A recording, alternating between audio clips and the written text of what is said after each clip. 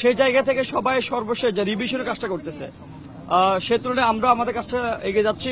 Basically এখন আমরা হচ্ছে আবাসনগুলোতে যাচ্ছি, হলগুলোতে যাচ্ছি, যেহেতু হলের শিক্ষার্থীরা এখন হলে থাকতেছেন, আজকে আপনারা অফ ডে আছেন, শিক্ষার্থীরা বেসিক্যালি ওই মানুষদেরকে যাচ্ছেন। মানে আমি যদি আমার ব্যক্তিগত অভিজ্ঞতার কথা বলি, প্রার্থীদের অনেক বেশি, তো দেখা যাচ্ছে আবার শিক্ষার্থীদের ভোটারদের পরীক্ষা চলমান আছে, এক্ষেত্রে দেখা যাচ্ছে আমি যদি যাই তারা খুবই স্বপ্রণোদিত হয়ে উঠে আসেন, কথাবার্তা বলে, কারণ আমরা তো নতুন করে তাদের কাছে যাচ্ছি না, আমরা বিগত দিনে তাদের পাশে ছিলাম, যে কোনো সংকটে যে কোনো সমস্যায় 5 আগস্টের আগে কিংবা পরে, তো সেই জায়গায় আমরা মনে হয় যে আশানুরূপ আমরা রেসপন্স পেয়েছি।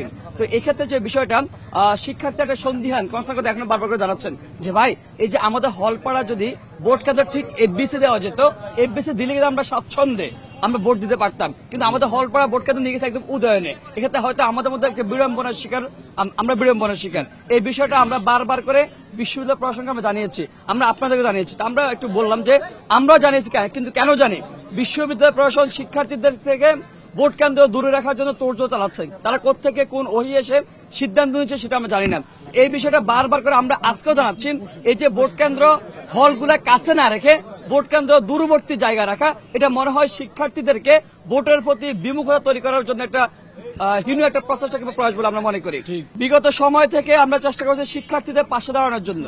19 সালে ক্যাম্পাসে এসে যেই কোনো কাজ, ছোট কাজ বড় কাজ, যেই কোনো কাজে শিক্ষার্থীদের পাশে আমরা দাঁড়িয়েছি।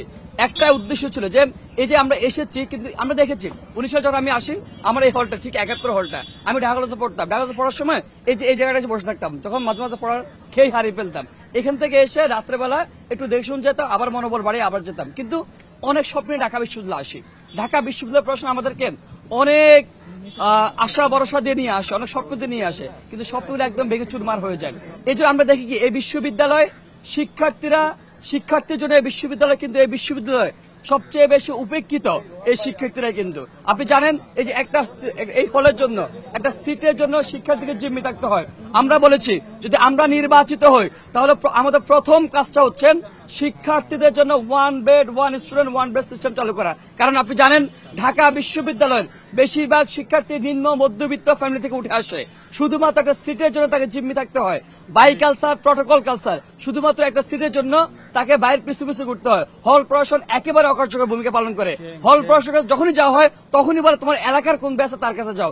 এই যে দুরবস্থা, এই যে সিটের জন্য জিম্মি করে রাখা, আমরা প্রথম এসে এই ব্যবস্থার অবসান ঘটাতে চাই।